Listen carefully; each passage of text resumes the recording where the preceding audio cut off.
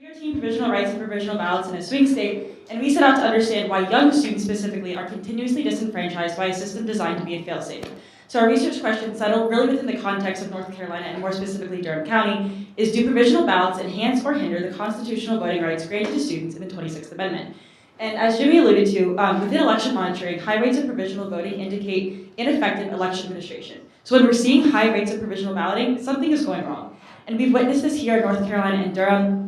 We've seen high rates of provisional balloting across our state. In 2020, 10,577 young North Carolinians between the ages of 18 and 25 voted provisionally across North Carolina. And 73% of those ballots didn't count. And Durham is a really important case study in this because compared to North Carolina as a whole, the proportion of rejected provisional ballots that belong to youth voters was much higher in Durham County than as across the state. And we know that young voters end up voting provisionally at much higher rates than adults in both North Carolina and Durham County and across the country. And we concluded through our election data analysis and interview findings that youth voting rights are abridged by provisional ballots, not because of a deliberate attack against young voters at the poll site, but as a consequence of flaws in election administration generated by both election officials and university administrations that disproportionately impact young voters. And we know that being young is a risk factor for casting a provisional ballot, but it's not the only one. So here in Durham County, we know that the difference between Duke and NC Central is massive.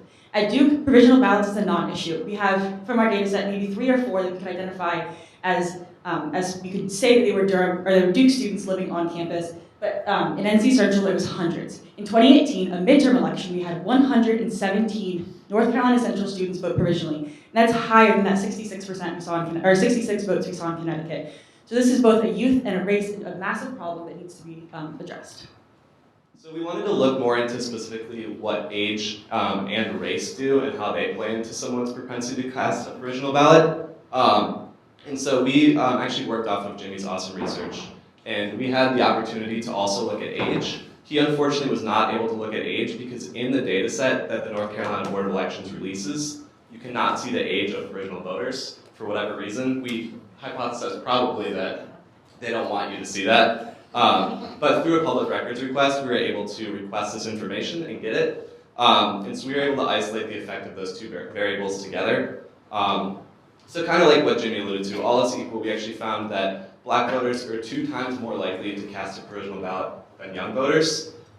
Youth voters were 8 times more likely to cast a provisional ballot in North Carolina than voters over the age of 65. And as the slide shows, combining both age and race, the results are really, really startling. A young Black voter is 23 times more likely in North Carolina to cast a provisional ballot than an older white voter. And in Durham County, that climbs to 25 times more likely. So this is a pretty glaring example of systemic racism in the provisional balloting process.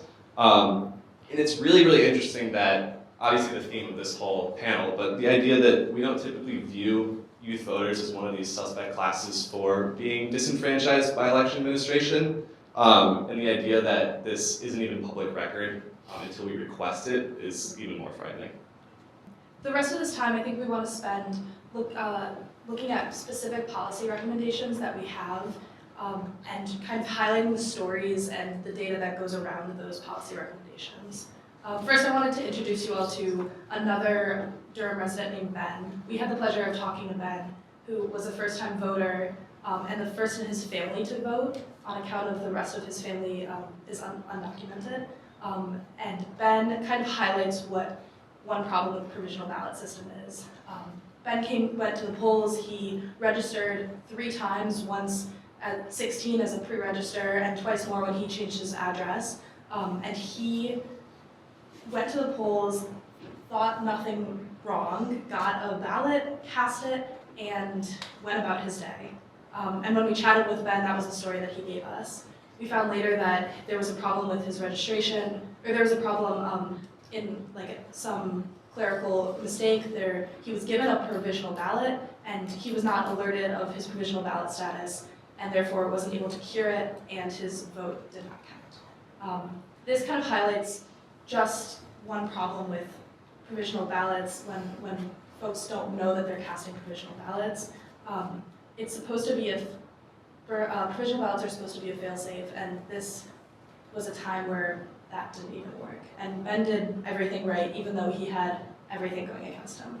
We have some policy recommendations that we have formulated, informed by our research findings. So the first recommendation is that we want the North Carolina State Board of Elections to remove the requirement for having a mailing address to become a verified registered voter. So in North Carolina, when you register to vote, you have to put in a mailing address, and this particularly negatively affects college students. So if you register to vote at Duke, you might remember that you have to register under this one Duke University East or West campus as your residency address, but that's not a mailing address, so you also have to provide a PO box number, which complicates the process and disenfranchises a lot of students in the process.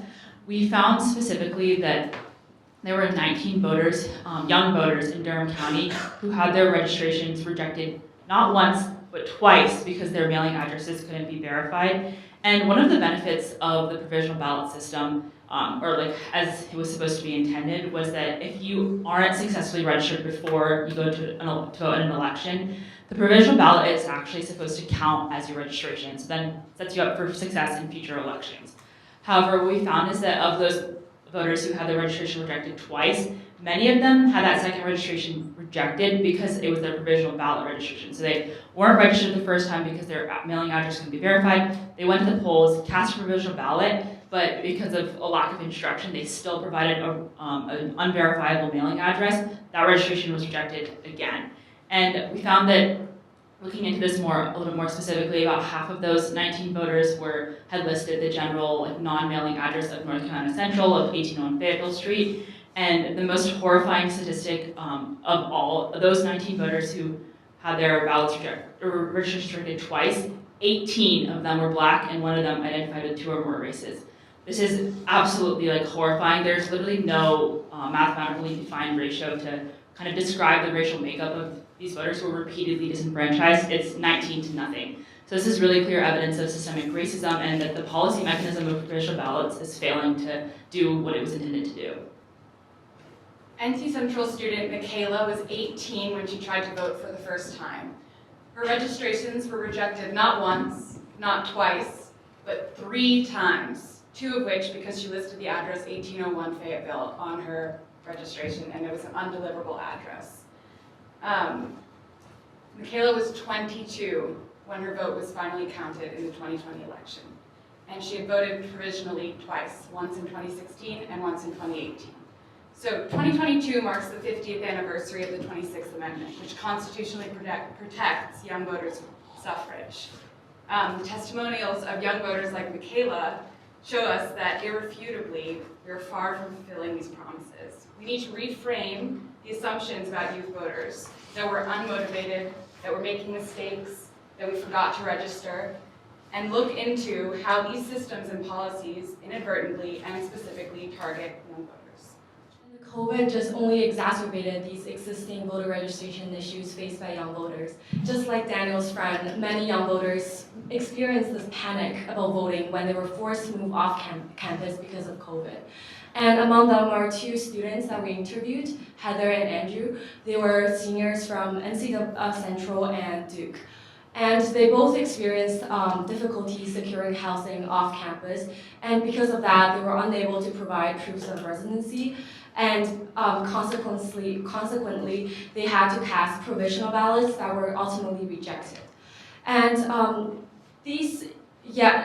yes, COVID was the reason why students like Heather and Andrew were disenfranchised in 2020.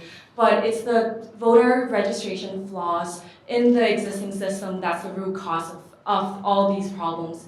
And so if Andrew and Heather were able to use their student IDs to cast as proofs of residency, they were able to cast their vote and have their votes counted.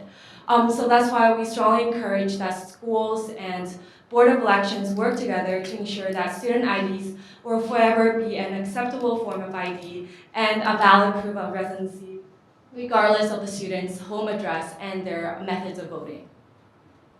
To wrap this back up with Ben, Ben's biggest problem was that he wasn't told that he was given a provisional ballot. We found this to be the case of almost everybody we interviewed as well. And that shows there's a lack of information, or there's a disconnect of information between both election administration and university administration and the voter. This is a easily solvable remedy with clear information given at the polling place and by university administration. We recommend that election and university administration take these two recommendations and take a couple others from our paper to secure the voting rights of youth and the people that they are here to protect. You know, it's interesting to me, so you said 10,000 provisional ballots cast by young people and 73% didn't count. And the other piece that you pulled in your article is that the 2020 election, particularly the Supreme Court race, the state Supreme Court race was decided by just 401 votes, which is a smaller margin, because I think this margin piece is really important in terms of election determination outcomes. Is a smaller margin than the 435 provisional ballots cast by Durham County youth alone. So statewide impact, but geographic focus. I have so many comments, and the comparison of the rejection, I think that the analysis that you did is actually revelatory and very cutting edge on the provisional ballot piece, particularly as it applies to youth, and it's a complete scam that there's no notification. I actually brought a lawsuit in New Jersey court on behalf of students challenging under state constitutional law the failure to count rejected provisional ballots which served as a voter registration for future races. And what we found was that there were 18,000 provisional ballots in that particular race in New Jersey that served as a voter registration for future elections. So why wouldn't we just count them the day of? Because you're still doing the administrative burden of processing them, right? So I think that the research that you've shown really helps us to identify the manifestations of a particular issue in North Carolina. And the more, first of all, it's going to be published in the resulting symposium volume that will have come out, but the more public education that we can do about this in North Carolina, the more we make people particularly attuned to it. I'm curious, and I have other comments, but I'll save them for another time. I'm curious about why you made the policy recommendation to completely remove the mailing address requirement. Because wouldn't there be another option, which would be to work with the county registrars and the universities and try to find a solution in which there's simply an agreement that's reached? Why did you go for the full-out removal? Yeah, so this mailing address requirement is not only affecting college students, but affects houseless individuals all over North Carolina. On the North Carolina voter registration form, there is a point where you can mark like, the intersection of streets where a houseless individual might reside, but there's no mailing address for that. Like and that entirely disenfranchises this entire population, and that we, as a team, have decided that your right to vote or your right to verify your citizenship should not be defined by a mailing address or by house, and that's why we decided to recommend that they should remove that mailing address requirement entirely. Can I hear a little bit about these conversations when you were talking to these people and you told them their vote didn't count? Yeah, so that was actually one of the most difficult parts of our research, for me at least. I conducted some of the interviews, and it's frustrating for young voters who tried to vote. We had a number of them who we didn't get to talk about everybody today, and one of the stories that we didn't talk about is someone who went time and time again, from the beginning of early voting in 2020, from the first day, all the way through election day, trying to vote. And they weren't able to. And then to hear after that your vote wasn't counted, if you didn't really understand, after all that frustration, you didn't really understand how it ended up, is very hard. And people care a lot, especially in the political climate. That's a lot of what we heard about, is that people care a lot about their vote, and they care a lot about their voice. And also, people kind of expected it in a way. That was something that was almost surprising to me, was that a lot of young students were like, yeah, of course. They don't want me to vote. Excuse my language, we got motherfuckers don't want me to vote. That was a big, this attitude, this expectation that they want, that the people who are making these rules are specifically targeting students was definitely out there, but it was also the expectation that these students have, maybe because they're college students, they're stressed out, they put a lot of pressure on themselves. There was always the expectation that they were the one who made the mistake. And that was kind of a sad thing to see, because over and over again I was seeing that these mistakes were completely not voters' fault. You know, it was a system error, it was putting the name in wrong, it was, they looked up their last name wrong and they should have 100% been counted, not gotten a provisional. And over and over again, the student blames himself and is like, I'm gonna do better next time, I'm gonna try harder next time. And the onus really shouldn't be on them, it needs to be on the administration and it needs to be on the election board, and we need to help out these students because they really care.